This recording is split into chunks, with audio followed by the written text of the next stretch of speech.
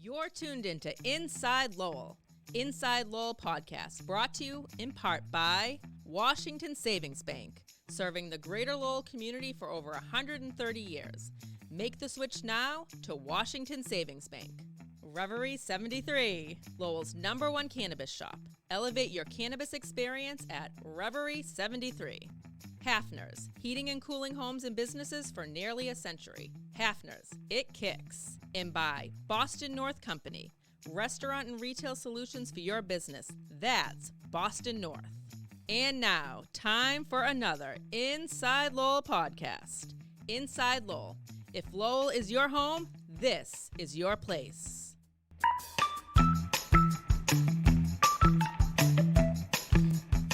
Alrighty, welcome back everybody to another Inside Lowell podcast. I am your host, Teddy Panos, coming to you from the Inside Lowell studios here in beautiful, historic downtown Lowell. Today we're going to introduce you to a candidate for Lowell City Council, a challenger, challenging Mayor Sokari Chow in the lower Highlands district of Lowell. We're going to bring him on in. First, I want to just thank all of you for joining us here on this podcast, and we thank you for being a regular part of our audience here at Inside Lowell, which just last week crossed the 100,000 person threshold on our website. That's right, less than a year old, over 100,000 people, unique people, individual people have already been to our website. Over 400,000 of you have seen something that we've posted on Facebook. So thank you for helping be a part of our success, and we welcome you to this podcast as well. Want to also welcome in our guest here this morning. We are recording it on Monday morning, August 7th. 2023, Justin Ford. He is a candidate for Lowell City Council. Good morning, Justin. How are you, man? Good morning, Teddy. Thank you for having me. Great to have you here. Rainy day out there, but you've got that big smile on your face. Rain's not a problem for me. Not a problem, except when you're out there knocking doors trying to meet your constituents, right? Exactly. So you ran in 2021, first election under the existing system, the new system here in Lowell. That's kind of a hybrid of 8 districts, 3 at-large seats. Yes. You ran, ironically, the exact same race you're running now against Sokari Chow. Then he was an incumbent councilor, now incumbent mayor. How is 2023 going to be any different for you as a candidate? And also, how do you see the campaign playing out this time around? Thank you, Teddy. First, I want to thank you for having me, and congratulations on that 100,000 threshold. That's great. So what will be different about my election this time around in my campaign is I've heard a lot. The first time I ran back in 2021, I heard the concerns in the district, and I built my campaign around that. After the campaign ended, I decided to work at Cambodian Mutual Assistance Association as a civic engagement coordinator. So my job was literally getting out there to make sure people get out there and vote, and to know who's running for offices in local districts, such as the state rep race, where actually I interviewed all 3 candidates running for the state rep race for Cambodian Mutual Assistance Association, because we have a huge population of Cambodians, obviously, in that district, and that's a majority of the people that Cambodian Mutual Assistance serves, but they also serve the entire population as a whole. But during my time working there, I learned a lot from the community and the different types of concerns and needs. And one of the biggest things I would say is I learned housing is still a top issue, and that's why it's still a top issue on one of the things I'm running on. And then also I can see that this new system that has been set up, district representation, is working great in other districts. I can see that Centerville, for instance, has more of a say in their process, and I see South Lowell getting more of a say in their process. And so I want to continue that success in our district, and I see that there's a lot of need for change and growth in our district. So that's why I'm running. You made an interesting comment there. You see that the new system of government is working great in other districts. Yeah. Do you believe it's not working in yours? Yes, I don't believe it's working in my district. And is that the system itself, or is that obvious? Is that going to be because of the opponent that you're running against? I think it has to probably do with the fact that my opponent that I'm running against. When we're running for office and campaigning and stuff like that, it's important to listen to the voices on the ground and stuff like that. And one of the things that one of the issues on the ground was making a sister city. The mayor and Paul Rathayem both councilors motioned to make a sister city relationship with Cambodia, and that wasn't a good decision to make, because the overwhelming community was against it. There wasn't one person who went up in favor and spoke for it, if you go back and watch that clip. But there were about 100 people who were there in opposition, and at least 10 spoke in opposition. I was one of those people who spoke in opposition of making a sister city relationship with Battambang or Phnom Penh, Cambodia, because that government is a corrupt government. It's a dictatorship, and we cannot be making political connections or ties with those types of countries. And that's something you should know as a counselor representing Cambodians, but also as a Cambodian American yourself, you should know that. Okay. I want to push back on that because I heard you talk about that in your radio interview. You mentioned the fact that everybody who spoke that night, a dozen people, were in opposition, and there were other people that were kind of gathered there. This whole Cambodian government issue has been an issue for a while. It didn't just pop up with the sister city agreement, correct? I mean, the government has been the Prime Minister has been in charge for 38 years. Okay. But in Lowell politics, it's been an issue. This is one of the main reasons that a group of Cambodians, Southeast Asians opposes Ratty Mom as state rep and Sokari Chow. I mean, I'm not into all that. I'm just talking about the issues that directly affect the constituents, and that's an issue. Right, but okay, so that's an issue. But you say that it was tone deaf of the mayor, is that to not hear that issue? Okay. Yes. You ran against that same mayor though in 2021. Yes. And the results were it wasn't close. It was what, 75%, 25%, 74, 26, something like that? About that, yes. So how come I can't look at that result and say, maybe that district likes where Sokari Chow stands. Maybe they supported that. Now, I'm not saying that's the case, but if we're going to go by 12 speakers at a city council meeting, well, I can say, look, you got 74, 75% of the voters said, we like this guy over you. Is that an indication that maybe that's how the community really feels? No, I mean, I think you see the indication of how the community feels when they came out and spoke up against it. I mean, just because whatever their vote was in 2021, they made their voice heard in April about how they felt about that situation. So, I mean, the constituents vote how they voted, but is it possible that some people don't come to speak at city council meetings but feel a different way? Absolutely. Okay. By the way, what is the makeup? What is the breakdown of Cambodian, Southeast Asian voters in your district? What percentage do we know? Because it's one of the majority minority. I don't know the exact percentage off the top of my head, but yeah, it's a good majority. Okay. Yes, it's a majority minority district as well. But you firmly feel that the community backs you on this, or the Southeast Asian community backs your point of view on this issue over the mayor. I'm backing their point of view. I'm backing the community's point of view. The community reached out to me and asked me to speak up in favor of this in their defense on this motion. So. Okay. Tomorrow night, the city council's having a huge vote on ADUs. It's the second time we think they're going to have that vote, and they're actually not. This is going to have to go back to another 7-day review or whatever the legalities of it are. But let's assume that the vote takes place tomorrow night or 2 weeks from tomorrow night. If you are sitting on that city council, how do you vote on the ADU ordinance? Thank you for that question. ADUs, affordable housing is a huge piece of why I'm running. And so I currently see the ADUs as a solution to part of that problem that we're currently facing. But I do also hear the constituents' concerns about changing the character of their neighborhood. And obviously that's a concern. So when in the process of making sure that this ADU ordinance becomes an ordinance, yes, I am listening to what the constituents' concerns are and stuff like that. I haven't looked at the most recent draft, but I'll be looking at that later on today. And I most likely will be speaking in favor tomorrow in favor of the motion. And if there's any changes that needs to be made, I will speak up in favor of those changes that need to be made. I think people do see a problem with ADUs, but I think that's one great way to keep the character, the makeup still the same, because you don't need to build new apartment complexes or anything. You're just adding on an additional space inside that home. And some homes already have those spaces already there. They just need to be compliant with the ordinance. So you are a yes vote on ADUs. Are there any changes that haven't been put yet on the ordinance that you would support? I haven't looked at the current edit, so I can't let you know what those changes are off the top of my head. Okay. You also talked an awful lot about homelessness, the housing situation in the city. You mentioned, affordable housing is one of your issues there, and you talked about it in the ADU debate. You've been very outspoken in your belief that this city council has not properly address the homelessness issue. Is that still the case? Do you believe they've made strides in recent months since kind of this first became a hot button issue? Go back to last fall when it really kind of exploded, I think, on the council floor. Well, I can say as of recent, I do see a little bit of a change in the right direction.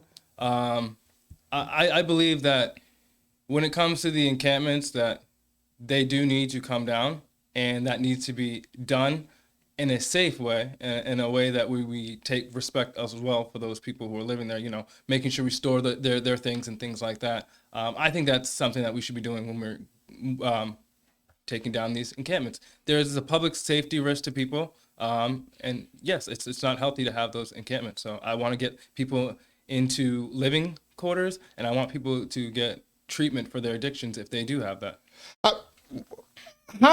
How do you propose folks get moved into living quarters, safe living quarters that don't want, I don't want to say don't want to, but for whatever reason don't have the ability to make the decisions that would allow them to get into those quarters? Because there's obviously, nobody wants to see anybody homeless. I think we can all agree on that. Yeah. But there is a certain segment of that population that we're kind of battling over now, the tent city, the encampments, where for a number of reasons, mental health issues, addiction issues, cannot be in any type of long-term housing. It's a safety issue. There certain housing, even rehab, drug addiction rehab places have certain rules. The cardinal rule is no drug use allowed. If you bring drugs into the facility or drug paraphernalia, it's over there. And that's done for the safety of everybody else in that home. I've yet to hear anybody come up with a creative solution for that, other than, the enforced confinement or put them into some facility, whether it's a prison or some type of old school treatment facility that they used to have. Do you have any thoughts on this? Because I know this is something you've thought an awful lot about. Yeah, the homelessness issue is something I'm very passionate about. I've been outspoken about how I've been affected by homelessness myself when I was a child. And so I know there's a plethora of reasons why people become homeless, and that's why I'll never it's not one issue. It's a plethora of issues. Mm-hmm. So when we're tackling the homeless issue, we need to bring everybody to the table. We need to be using our state legislators. We need to be working with our local nonprofits and things like that. But we also need to look at, what new solutions do we need to put in place? I think that does taking a look at what type of things were done in the past and why we're at the point we are now. Looking at different solutions for that. Do you believe the state and even the federal government have done enough to help communities like Lowell who are grappling with this? I don't think they've done enough. I think we definitely need more help from our state legislators, especially knowing that we're an urban population and we're a gateway city. We should be getting more funding for these types of issues. Okay. Economic development. Are you happy with the way your district has kind of progressed in terms of a place that is attractive to businesses to locate, or fosters an environment where they can succeed? Well, we have a lot of great businesses in my district, some that I like to go to all the time. And I've seen some new locations open up, but I think we need to talk about growth, and I think that economic growth. Specifically, let's talk about the Branch Street area.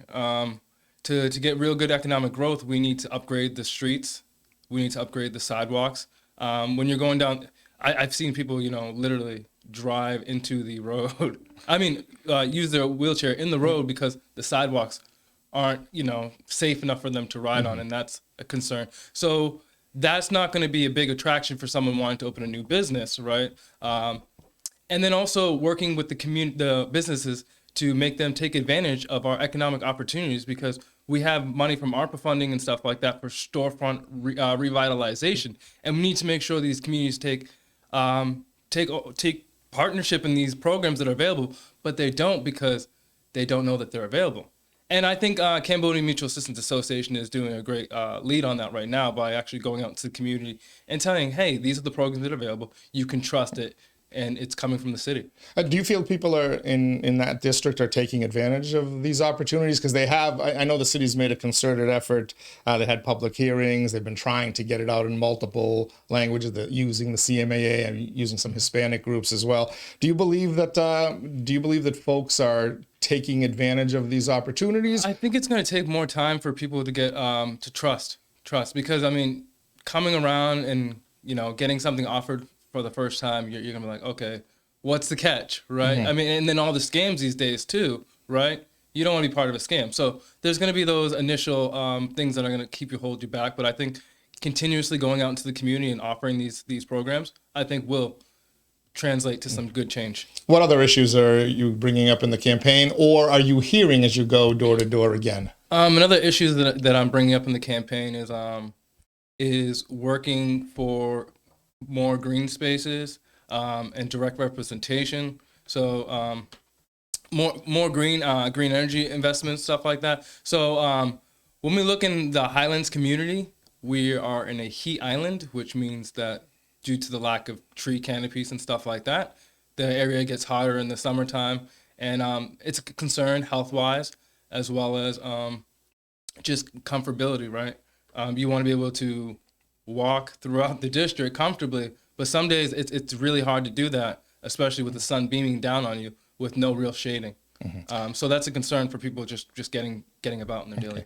Have some folks will say, well, if to tackle the affordable housing thing, you've got to build more housing, more affordable housing. Yes, we do. You build more housing, you're taking away from potential green space. And this goes back to the ADU thing as well. You've heard this a lot. People say, well, if you need more off-street parking for these units and you're going to mandate it, then that means you're probably going to pave over, dirt lawns somewhere. So it's a challenging issue. How do you balance that? It is challenging, and it will be a big challenge to balance that. But I mean, what do we say? We don't house people because we want more green space? No, we're going to be able to. We have to balance it in some way, shape, or form. And I think going up is the next solution in terms of building. The ARPA money, just get back to that one last point on this end. Do you believe the city did a good job distributing that money and allocating it to the priorities? What would you have liked to have seen different, if anything? I think for the most part, I'm satisfied with how the ARPA money went out. I think having those community listening sessions really did help play a role in that. I'm especially happy with how much the fire department received. I think it's always important that we take care of the fire department, especially with the lack of care in the years prior. So that was one of the things that was really happy to me, because I did hear that in my first time around running about the lack of changes in affordability and things for the fire department. So I was happy to see that was one of the things. But yeah, I think the ARPA money was spent in some good ways. Okay. Lastly, you've set up, I assume, your Facebook page already? Do you have a website? How do folks find out more about your candidacy? People can find out more about my candidacy by going to justinfordlowell.com. You can go to my Facebook and Instagram pages. TikTok is all connected through my website, justinfordlowell.com. So that's where you can find more about me and my campaign. I have to tell you, you're the first candidate who's told me you have a TikTok page, but that's just seeing from my younger friends and it's nieces a good way to and reach out to. Yes. That's what the young generation is looking at. And being a young person, that's exactly what I'm trying to connect. I want young people to pay attention to politics and get invested in their own city right now. So that's why I'm. Can I ask you that while I have you here? Because I know that's a goal of yours. Why aren't young people? There's been efforts for, long before you were born, probably before I was born, to get younger people engaged in the process. And it just, no matter what, it doesn't seem to work. What are we doing wrong? What are we not doing to reach out to younger voices? So, I mean, I think the reaching out isn't the problem. It's keeping the promises. I think a lot of us young people get disengaged when we get into the process, get energized, get behind a candidate, and then that candidate doesn't live up to the promises. And that's the work. You have to live up to your promises, and I will ask constituents to hold me accountable for what I say while I'm on the campaign trail, for what I say out there. And that's what you need to do. I mean, you can't be disengaged just because sometimes, a candidate doesn't live up to the word. get a new candidate into there. I like that answer. It's the politicians' fault. They get into office and then kind of forget what they ran on. Yeah. All right. Justin Ford, thank you so much for joining us here on Inside Lowell. Good luck to you out on the campaign trail. Hopefully we'll be able to set up a debate with you and Mayor Chow as well as we go through the campaign season. I'd like to do that. All right. And thank all of you for joining us here as well. I am your host, Teddy Panos, here at Inside Lowell. Check out this podcast, all of our podcasts, online at InsideLowell.com. As we like to say, if Lowell is your home, Inside Lowell is your place. Till next time, stay safe, everybody.